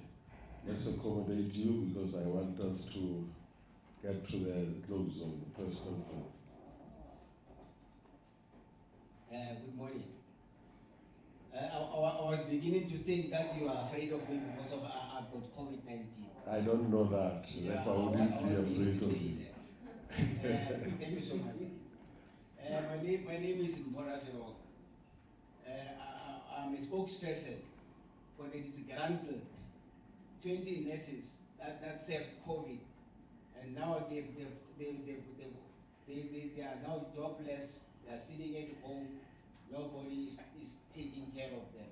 I want to know from the Minister and the MEC, what is it that you're going to do with these people? These are the people I worked with them. They served the country with aplomb. We were here day and night, but now the nurses are sitting at home No help inside. When you say here, you mean the hospital here? Yes, we serve this hospital with aplomb. What's the shift leader here? No, I just wanted to make sure because I don't want us to be dealing with other issues that are not related to what we are doing here. No, I'm talking about this hospital. Okay. Thank you. All right, thank you. We can now respond. We start with you, MEC. I'll start ngamanesi kaBhuti that are disgruntled ahlezi ekhaya. If those nurses are qualified and they were working, I don't think they should have been sitting at home. Because we had a meeting with the Premier at the Gauteng legislature, and he instructed me and the HOD that we must employ all the nurses that were working during COVID-19. We made a call, all the hospitals, that they must forward the list, but you must go where you were working with your payslip. And even now, last month we've taken a group of nurses that some are retired nurses because we have a shortage of nurses. We want those that qualifies to come. Angbaz abo bako Bhuti, lo list yabo bayipina with the payslips zabo. They must go to the hospitals where they were working, go to the CEO's office and HR so that they can start investigating them and accommodate them. If you can go to every hospital, it's the first time that I hear that they are nurses. The people that I know, some of them that were not taken are the clerks, are the people who were cleaning because of they were told to stop employing people. If you remember the moratorium. So, but when vacancies come, we will definitely prioritize those people. Some of them I even met with them at Edenvale when Premier had a meeting there last year. So this one, give it to them, tell them, message, with your payslip so that they can be checked in the system. That's the message that you must tell them. Then we'll look into that. The question I think is Nyezia Baba, but let me quickly. The one that I've picked up, it was on the issue of the systems. One of those Premier, I think, spoke about it, the open tender system that is there, that makes us at least to speak about the issues of transparency. But again, I'm sure it's something that if there is no transparency, it's something that people must look into it because it's a provincial treasury department that runs that space, that sends circulars to us so that we are able to look into those things. Commissioner was speaking about the things that I've promised them that I will do. I wrote a document telling Premier about the outcome of our meeting with the two things that you said I must do. Premier said the Premier's office will lead on that because it can be led by the Department of Health because the issue Kababita and even those that have passed on that Premier was raising, he will attend to those so that it can be one person. He said we must work on a document that talks to everyone. It's with the Premier's office, including the one of visiting the hospital. He said the family, when it comes, they must come with him because he is the one that is centrally responsible for the issues. I'm prepared to do it anytime, but I can't do it now because it's led by the Premier. If you remember, even the event that I was addressing on that day, I was representing him. He was supposed to come. Hence, the outcome of the discussions, I had to take them to him and be guided by him. What is it that we are going to do and how we can do that? I'm sure HOD will definitely forward that document to yourself so that you be aware what is it that we have done in terms of the issues that we are raising. I fully agree with you with the culture of change that we must do, not only in this hospital. And I think there was somebody that was asking, what about other hospitals? When you tighten controls, now I'm talking as a financial person, you don't tighten controls in one area that is open. If you have 37 hospitals and other clinics, and because it means I'm almost managing about 500 institutions. All those institutions, the message is the same. This is how things are going to be done. If there's a template that they are using, the template is the same. It goes to everyone. That's why even other hospitals, when you go, you will not find open-ended thing like this one. Hence, those meetings, Tuesdays with the executive. Meeting. Nobody likes those meetings, by the way. they know that it's a donor day on Tuesday. So it's not a good meeting. I'm not sure if we have a heart and a thick skin to be in that meeting, because it's not for everyone that gets in there and get out not crying, whether you're a man or a woman, if you're not delivering. So, but the one, even the one that I'm saying, it's the journalists that I'm inviting. I'm not inviting civil society. I have a platform with yourselves that I discuss with you the issues that you are asking me. So the media is the one that I'm saying I'm open to them, that I can open the books so that they can see, because they had this perception that in that department there's nothing that we have stopped. Corruption is still the same. So that open discussion with them, I always say to them, that's why it becomes easier, even for me to stand in front of them, because maben buzumbuzo ndithi sundibuza asambe siye ofisini yami ndiyokubonisa, where do I take this document, what guides me to do that. And that's how journalists need. I nearly became a journalist, by the way. That's how journalists need. They need you to be open. If we are uyenza uphelelepi, and why are you not doing? What causes you not to proceed with this? So that's why they want those open questions. I'm available for journalists, not for you, because those are private documents, the state. But Nina, in your meetings as public and civil society, when we have our meetings, you know that issues that are related to your finances and your assistance that must be done, and the programs that we're running, I always present those things to yourselves. I think other questions are going to Minister and Ubaba, but on the patient's care, we do take care of our patients. We have the acting CEO, Dr. Lowe. I'm sure you can see the changes in this hospital. Now she has lost a bit of weight. She has been here because there's so much improvement. We no longer get complaints, even to the citizens. We say Tembisa like we used to do before. We're not 100%, but at least there's improvement. During the fire, we never closed the hospital completely. And we told all journalists that we're here. I'm sure the journalist that is asking was not here, the program director, because we were clear that there's an ambulance outside with the doctors, but there's a room inside that takes care of the patients. But now we've opened it now. Everyone comes here in Tembisa because we didn't want to chase people away. So we're still having around 83% when it comes to patients' care as the hospital, because we do take care of our patients. The other thing that we're not talking about it, advocate here, this hospital is not servicing the people from Tembisa. We service people from Deep Slot, Olive Old Bush. I can take you to the farmers now and ask 1, 2. The second book will say Olive Old Bush. Minister the DM did that exercise with me one time of checking where do you come from. Some from Davidton, from all these areas around the province. Hence, we're channeling our energy to improve here, because it's not only the people that reside in Tembisa that we're treating them. They come from Johannesburg and other areas. Thank you. Thank you very much, Advocate. Okay, no, thank you very much. Let me respond to a question by Mr. Nishan Bolton. The finding that we have made is as at the time of this interim report.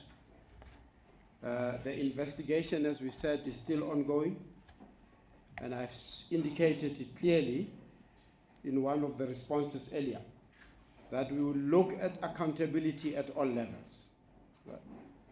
So the team will continue to look at the process, right? Who executed, who signed, who authorized, and so on. That is what I expect going forward. But as we speak, if you look at the list, and bear with me for a moment, if you look at the list of the officials, official 1, it's hospital level management, salary level 9, okay? that official, and we will name them, like the MEC named those. We will name them once they've been through the disciplinary process and so on.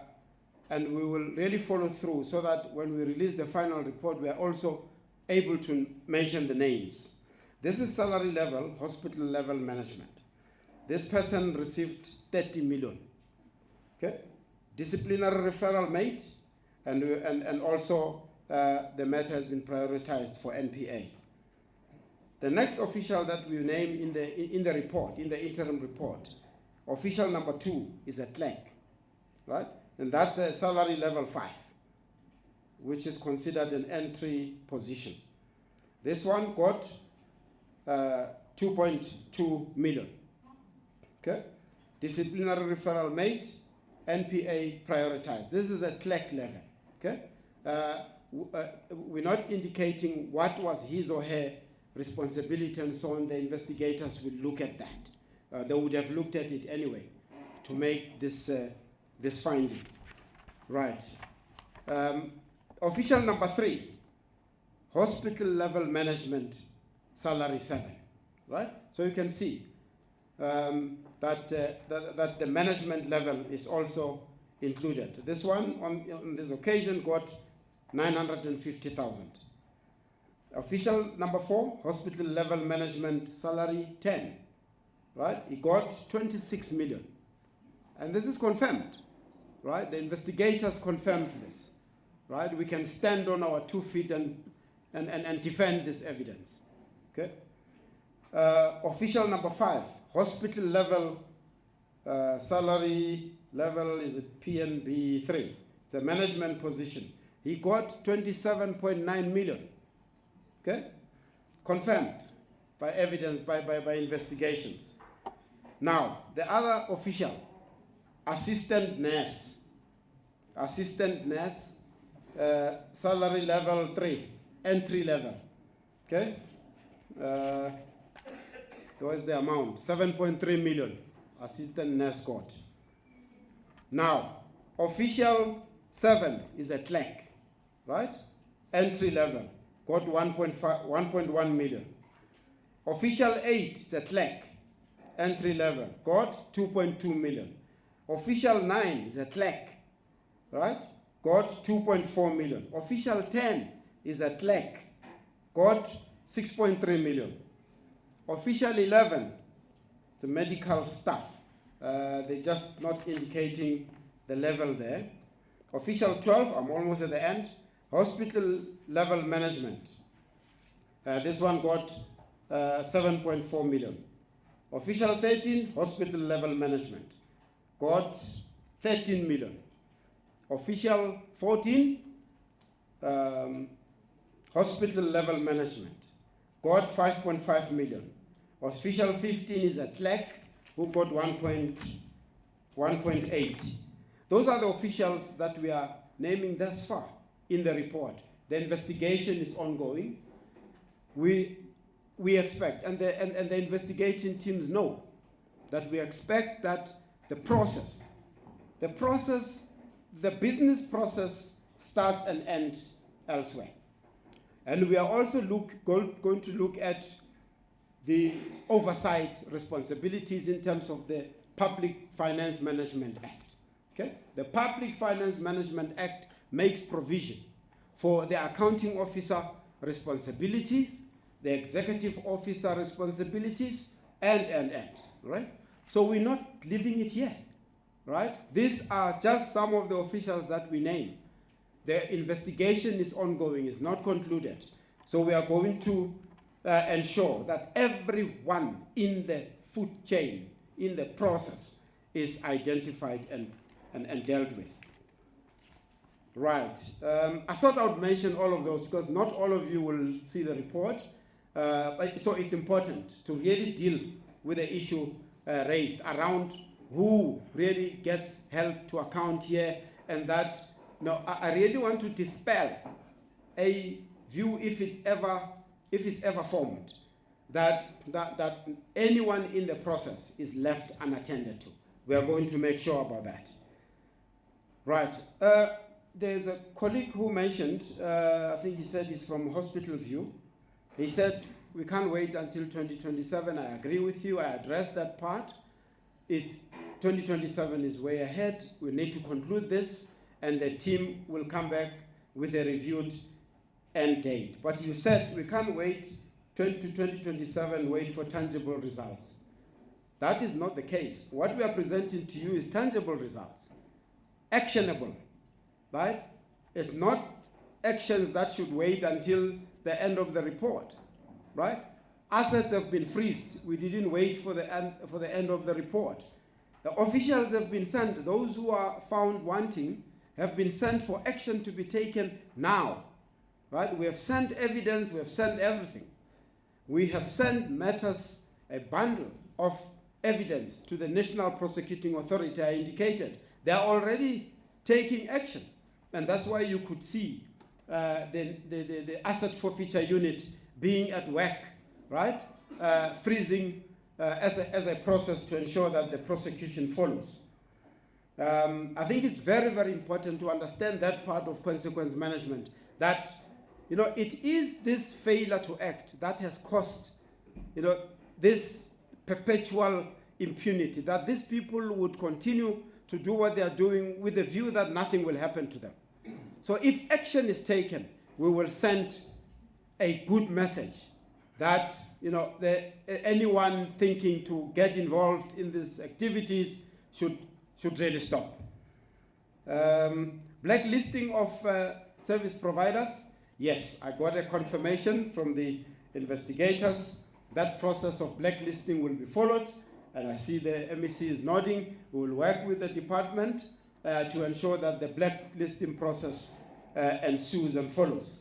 Just for you to note, some of the companies that were used, just to show the opportunistic nature of this, most of them were shelf companies. And if you know what a shelf company is, it's a company that has been registered but is not in use. There used to be other companies that sell, that deal with shelf companies. I'm not sure if they still exist. But you would go to that company, buy a shelf company, and then use. We saw this phenomenon when we investigated PPEs way back, right? But this, because of the extent, you could see that these people were seeing this as a feeding trough, right? They just got shelf companies because they had already arranged, come with a shelf company, get it, registered in the SEM process here because of the collusion, right? I mean, you can't come with a shelf company if a process is followed properly. That company will never make it. But because there was collusion, they included this company, and to make sure that the payments are made. But that irrespective, that company will also still be blacklisted. I think those were the main questions I wanted to address, Minister. Sorry, I took a while. I wanted to make sure that they're addressed fully. Timeline. Oh yes, timeline. Timeline. As you can see, well, we picked it from 2018, 2019, right? Perhaps, Mr. Reddy, where you are, the timeline for the investigation. You see, it starts from 2018-19 and 2022. 21-22, Babita raised flags, and the MEC, the MEC of course, and the Office of the Premier, let me say, worked with SIU to do some investigation there, and we found that there were issues, and that's why it led us to a proclamation, right? So the period, and perhaps we need to just indicate 18 to 2024, but usually the proclamation would indicate, even periods beyond or even after. I'd like to, there's Mr. Reddy there, but because this is a public platform, at the moment, please take into account that the period covers 18-19 to 23-24, but that shows the expenditure, but we would like to ensure that we cover even reports that come after 2024.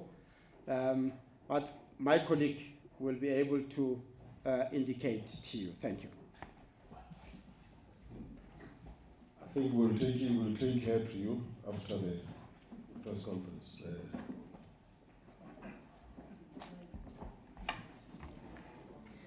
Thank you very much. I really believe Advocate Mutivi has dealt with the questions from Mr. Bolton, but I would like to appeal with you, Mr. Bolton.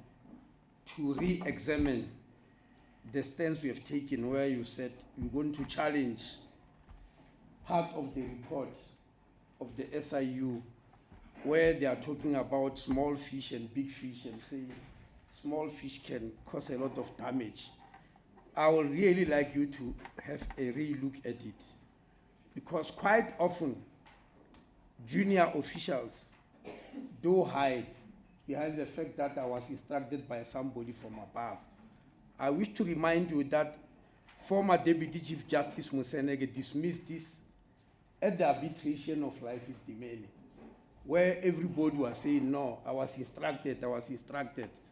And he even roughly asked one of those who said was instructed, he said, please kill this one, I'm instructing you. Can you do it? Just showing the absurdity of it all. So in my view, Mr. Bolton, nobody must ever be exonerated because of their status, whether junior or senior. And all we're emphasizing is that there is a lot of damage, which is also done at junior level. The second reason I want you to consider it, you are right in the case of health, that somebody senior has to sign. That it happens mostly in the case of supply chains, that somebody has to sign. But I can assure you, having been in government for a long time, the people who are experts are the ones at the bottom. They can make you sign things which you think are authentic. They can. They've been able to do that because they know how to manipulate the system and all that. So we must not really leave that out. In Home Affairs, as I said, the corruption doesn't happen in supply chain. It happens all over.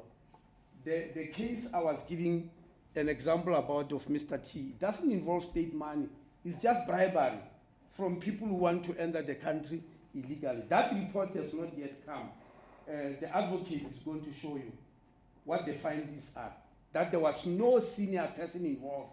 It was all junior people, all of them doing their things, not through stealing state money, but allowing people who are not supposed to be in the country because they are paying them something. So that also must definitely be considered. I also agree with you, Mr. Bolton, wholeheartedly about the issue of transparency in tenders. I really fully support you. We have just issued a tender for ARVs. I'm sure you saw. Quite a number of people were bidding. We're able to respond because we have got all the documentation. So I agree with you about transparency. Maybe I forgot something about this issue of junior staff. Advocate, you may remember, when you called you about the PP tender in NHLS, I came to you because one young girl was having parties every weekend. And when people were asking her, she said, and this is a real word, she said, while the media and the public are concentrating on the so-called big fish, we are living large. Yes. Said we are living large while the media and the public. And I took those words to the advocate, that this is what these people are saying. So when you investigate them, please be aware that juniority or seniority, because they are also human beings who get addicted to monies, if you understand what I mean. Now, the issue of tender system causing problems, that's from Martin, concerned citizen, yes, who introduced himself as the concerned citizen. I also do tend to believe with you, to agree with you. But what I think we need to do as a country, and some of us have been advocating for that, is to have a re-look at the PFMA. Advocate, the PFMA. When you talk about a re-look at PFMA, people say you want to encourage corruption because the PFMA stops corruption. And I said, but there's corruption now with the PFMA. There is. And which are the areas that I want us to look at with the PFMA? It's because sometimes they force you, they tell you through Treasury that you must go to the market. Even on something that you can find in an easy way. They say, please go to the market, meaning a tender. meaning you are forced, they tell you the PFMA say so. Now the MEC will know. I called all of them. Because out of the austerity that health has suffered for a long time, in this present budget the minister has just read, we're giving 6.7 billion just to get out of austerity. It is better than nothing, it can do something. So we met and agreed on what we are going to do with that money. Part of the things we are going to do, there were 4, but I'll only tell you of one, is to buy linen, bed sheets and all that, because our hospitals don't look very good at that. And I beg Treasury, please allow us not to go on tender, because I know projects done by ordinary people, even disabled people, where they do this type of things, and they don't win tenders. Then they'll say, no, but the PFMA say you must go to the market. In the market, there are jackals there. They are hyenas. Yes. So I beg them, please allow us, because when you go to Silverton, for instance, just as an example, there's a project there by the Department of Labor, run by disabled people. Everything you wear in the hospital, they produce it. They produce linen, sheets, uniforms, and all that. But they lost a tender because they were forced by PFMA to go into the market. And the most painful thing is that after they lost in the market, the people who won went back to them and said, please produce these things for us. And after they produce them, they add a markup of between 10 and 48%. I'm saying so because I went to that side. So this time I said, Treasury, please allow us. No more market. We are going there. Disabled people must produce these things. Must produce. Those are some of the things we can do in order to keep the hyenas at bay. There's a very difficult question here, which might need the whole day. And of course, we don't have that because I have to finish. From the treatment action campaign. Yes, you mentioned that the 6 pillars of a healthcare system are all weak. People might not understand what you are talking about. These are the pillars declared by the World Health Organization, that a healthcare system to be strong, it must be seen with these 6 pillars. The first one, not in any order, is leadership and governance, which is the issues we are talking about here today. Leadership of governance of a system. One is the health workforce, and the 4th one is health financing system. The 3rd one is health information system, and the last one is health delivery system. Where are the weaknesses here? Almost all of them, we find weaknesses, not only in South Africa, in many parts of the world, especially in the African continent. And the World Organization has reached a conclusion that the reason that so many of these pillars are weak is because the weakest of them all is health financing system. The manner in which we finance health. Like in South Africa, health, as you know, is financed in favor of the rich. Those who are better off, those who are heavily subsidized, even by government to be on private medical aids. And ordinary people are not subsidized. If we don't get that right, we are likely to be in perpetual mode of a crisis. Because, for instance, look at the issue of health workforce, not being able to hire doctors who don't have jobs. You need money from Treasury, no matter how much you like to hire them as the minister or as an MEC. Treasury has to give you money. If they don't finance you, there's no way that you can deal with this, with this deliveries, with this pillar. There's another pillar I need to mention which is important. The health information system. Because it's part of the, what we're seeing around with Operation Dudula and all that. And I'm going to call a press conference to talk about that maybe. I'm not opening a can of worms by mentioning Dudula. But I met them. And part of what is missing in our system for those type of things to happen is because we don't have a health information system of tracing a patient from one facility to another. We don't have it. And many countries don't have it, despite technology being so advanced. We went to the CSIR 8 years ago and asked them to, because we didn't want a tender. When we went there around about 2012, it's because tenders were issued for health information system from the market, from the private sector. And none of them were helpful because each one of them is owned by somebody who pay a license.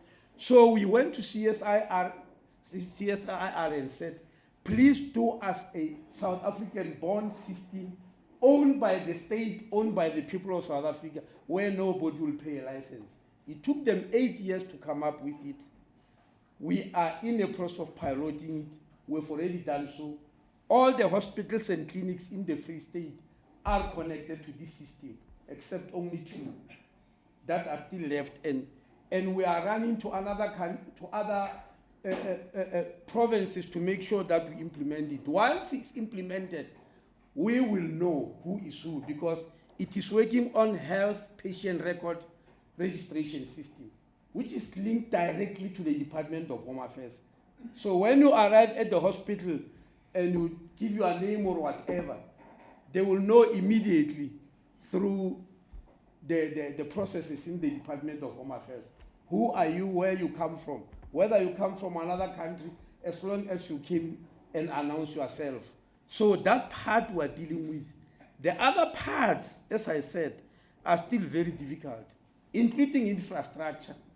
Part of the long queues in our hospitals, and I think this report was done faster than the infrastructure that we have got. The number of hospitals, as the MECC has said, the number of patients who are coming here.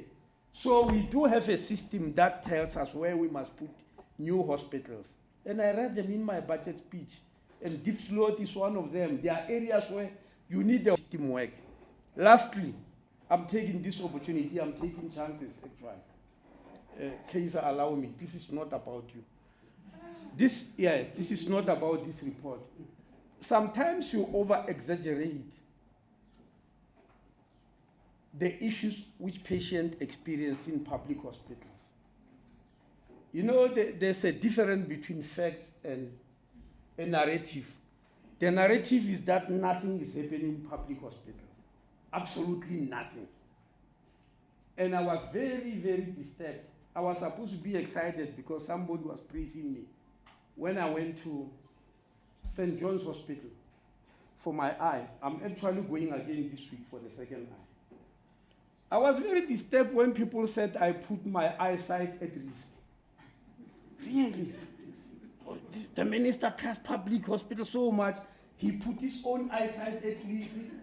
Firstly, I will never do that. I will never put my eyesight at risk. Never, ever. I want you to write that down. So I went there because I knew my eyesight is not at risk. Because there are experts there. Now, when you arrive there at St. John's, they see 700 patients every day. And they perform 24 eye operations every day. Are you seeing all those 700 people every day? Their eyesight is put at risk. At the end of the year, they will have done 3,000 operations. They do them. I do some of the difficult operations which I have done at Steve Biko Academic Hospital. Will you believe it if I tell you, as I'm standing here now, I called the patients there and the media reported nothing about it. The nuclear medicine unit at Steve Biko Academic Hospital, it gets patients from Europe who are directly referred from Europe to go to Steve Biko. Because Professor Saketa, who's running that clinic, is a world authority. Then when you read that, no, every time you go to a public hospital, you are putting something at risk, it's painful. Chris Ali Barabanath Hospital has got the best bench units on the continent. There is none like it.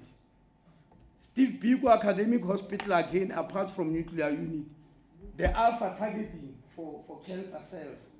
That's where patients from Europe come. They've already seen 50 patients from Europe since 2017 who refer them directly and say, go to Steve Biko. But when you are in South Africa, it's all gloom and doom and everything, eyesight at risk and all that.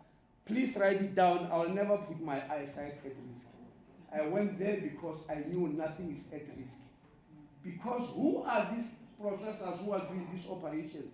They taught everybody who's in the private sector. Where did they get the knowledge from? We don't have private medical schools. They were taught by these very same people. The only reason that they do well, they don't do well, is because we don't give them facilities to do so.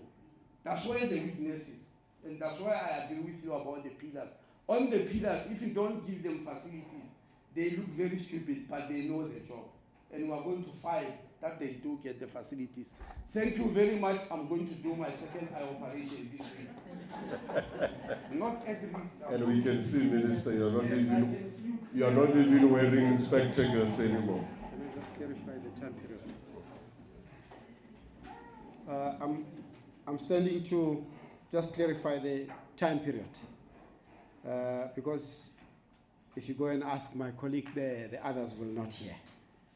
So the timeline in terms of the proclamation, it's from the 1st of January 2020 to the date of publication of the proclamation, which is the 1st September 2023. However, when we get allegations and reports dating before the 1st of January 2020 or after the 1st of September 2023, we are able to investigate those. So that's the authorized proclamation. Yeah. So the focused period 1 Jan 2020 to 1st September 2023, but we can attend to allegations that date before and after if they relate to the substance that we are investigating. Thank you. Thank you, Advocate. Colleagues, we have been here.